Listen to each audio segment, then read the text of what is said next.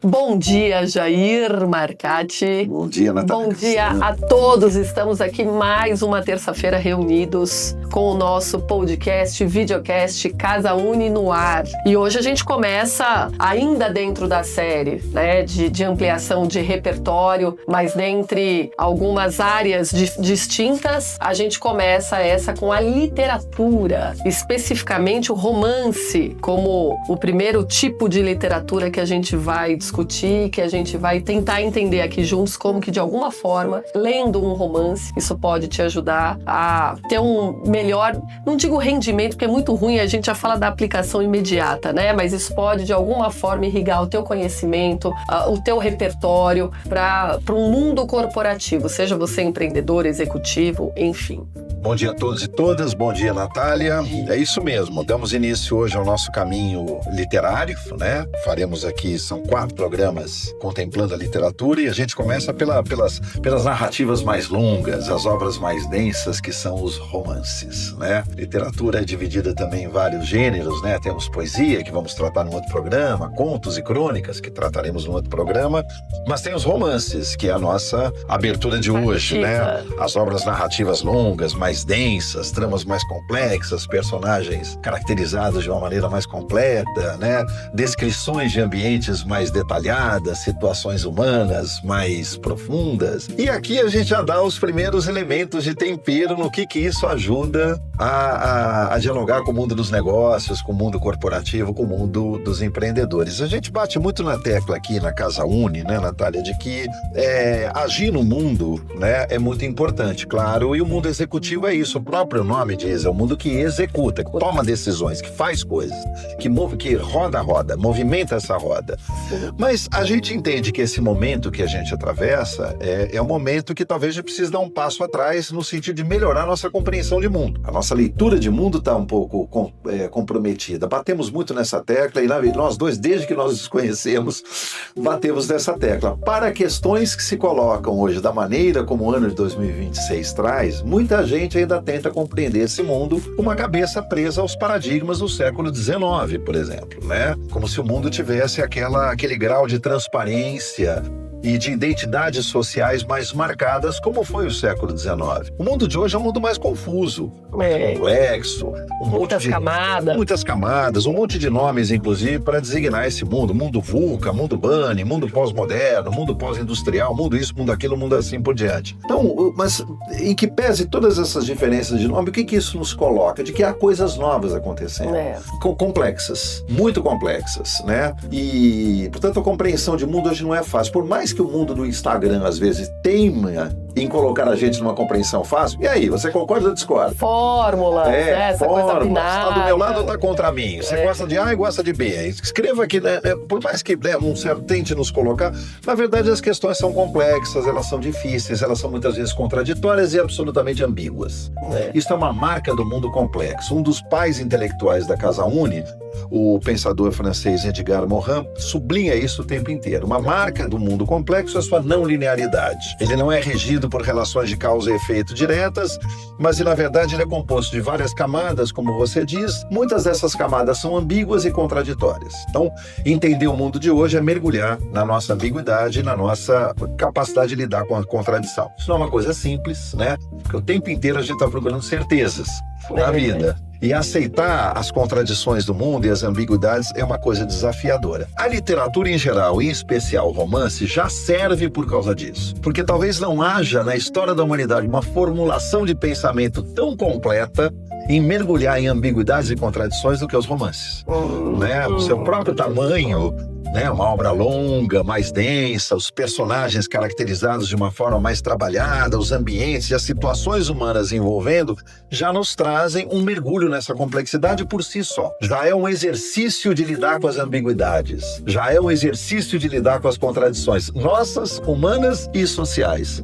Então, o próprio romance, pelo seu tamanho, já nos proporciona essa, eu não vou dizer compreensão, Natália, mas o começo dessa familiaridade com questões que são mais complexas. O próprio Freud, o fundador da psicanálise, né, um dos grandes exemplos de inovação na história da humanidade, alguém que mudou as águas da humanidade, existe um antes e um depois do Freud. E que já trouxemos aqui nas aulas. Uma das aulas do curso de formação já foi um dos nossos, digamos assim, né, um dos nossos exemplos de inovação.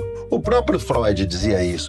Tudo que eu escrevo em psicanálise, a literatura já tinha feito. Essa investigação profunda da alma humana.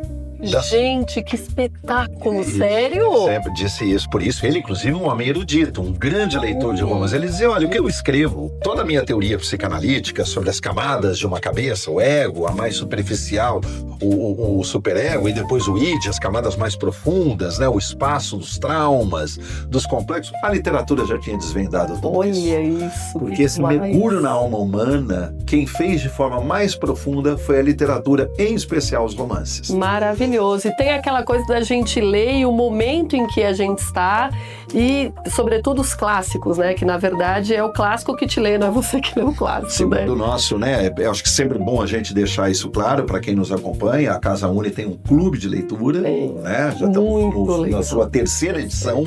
É o Clube de Leitura 3. O eixo deste semestre é justamente os clássicos curam. Os clássicos curam, né? E a gente tem trabalhado aqui mensalmente, trazendo clássicos da literatura e exatamente com esse olhar, né? O nosso mediador, o Léo Lama, enfim, e também a riqueza dos participantes tem nos dado esse caminho de aprofundamento mesmo, de colocar as nossas vidas em exame e análise. Porque a literatura nos mostra isso também, né, Natália? A arte no geral, mas aqui a literatura e o romance, a gente às vezes não é tão interessante quanto a gente imagina. A gente, às vezes, nós somos, às vezes, um espaço também de medos, de ansiedades, de dúvidas, de contradições, de traumas, muitas vezes, né? Então, e de rotina. E de rotina. E da mesmice. Da mesmice, exatamente, né? Temos um lado, sem dúvida. Essa é a fala do Léo. Muito boa. Nós temos um lado solar, sem dúvida, mas um lado sombrio. Sim. Durante muito tempo, a civilização quis esconder esse lado sombrio. Eu acho que a literatura nos coloca a possibilidade de um contato terapêutico com o lado sombrio. Fala, olha, somos assim também, tem como no desenho animado o anjinho e o diabinho que estão aqui com a gente, faz parte o diabinho, e a literatura traz isso à tona, como a possibilidade de um diálogo com nós mesmos no sentido de entendermos, sem dúvida, nossas forças, mas sobretudo nossas fraquezas. E é isso, acho que entendendo esses personagens que na verdade sempre tem um pouco da gente, né, envolvido nisso, é entender um pouco do ser humano, e entendendo o ser humano, isso obviamente nos ajuda a lidar com as pessoas no mundo dos negócios, porque ele na verdade, por mais que tenha tecnologia, por mais que tenha diversas coisas inseridas, no fundo ele é um mundo de pessoas, e quanto mais você entender e souber lidar com as pessoas, obviamente você vai ter melhores resultados e vai sair melhor e vai ter talvez menos traumas, né, em lidar com o mundo corporativo. A capacidade de lidar com esses traumas, né? Eu escrevi algumas coisas aqui enquanto estava pensando nesse nosso videocast, quer dizer, a literatura é uma espécie de academia emocional. O romance pode ser visto como uma grande academia emocional. Assim como a gente vai uma academia desenvolver músculos, fortalecer coisas, a literatura e o romance em especial, acho que pode ser entendido como um desenvolvedor de músculos de natureza emocional. Eu diria, sem sombra de dúvida, o maior treinamento de inteligência emocional que a gente pode ter é o contato com as grandes obras literárias. Eu acho que o desenvolvimento dessa skill tão importante hoje em dia no mundo dos negócios, né? Inteligência emocional, lidar com as pessoas, escutar o outro, desenvolver empatia, dar conta das várias vozes que compõem um todo, uma empresa, uma corporação. Tem, quer dizer, um curso, digamos, técnico, ou desenvolver uma inteligência emocional, mas a literatura, os romances em especial, é um treinamento absolutamente sofisticado em inteligência emocional avançada, né? Estudando os personagens, os autores, as épocas, os contextos, porque um clássico é isso. O que um clássico nos traz? Que, no fundo, os dramas humanos são os mesmos. A maneira da gente poder acessá-los, trazê-los à tona, resolvê-los, ou, de alguma maneira, poder entender como eles se apresentam, é que vai mudar de uma época para outra época. E hoje a gente entende, né, Natália, que as pessoas andam muito despreparadas para lidar com suas próprias complexidades emocionais. Então, acho que a literatura nos ajuda também. Ela tem uma questão de um treinamento sofisticado, um treinamento uma palavra muito aqui aberta que eu estou usando, em inteligência emocional. Treino com as emoções e lidar com esse campo tão vasto, porque a gente não tem emoções, né? É a emoção que nos tem. Olha, meu sonho. A gente não tem emoção. Depende do seu controle emocional. Depende do seu controle, na verdade, né? Exatamente isso. A literatura, os romances, essas grandes narrativas, essas grandes e complexas histórias nos dão a possibilidade da gente poder pensar nisso de uma maneira mais interessante, mais rica e, por que não dizer, mais produtiva no sentido da riqueza que isso é capaz de nos trazer. O mundo não é linear. E a literatura, os romances nos ensinam isso de uma forma cabal. Maravilhoso, excelente. Começamos, olha, com o pé direito nesse primeiro gênero literário com muita capacidade aqui de articulação e de poder trazer pra gente o quanto de fato é importante, né, a leitura de um romance. Obrigada, Jair. Imagina, sempre um prazer. Muito bom. Obrigada a todos, bom dia. Bom dia. Boa semana. Boa semana.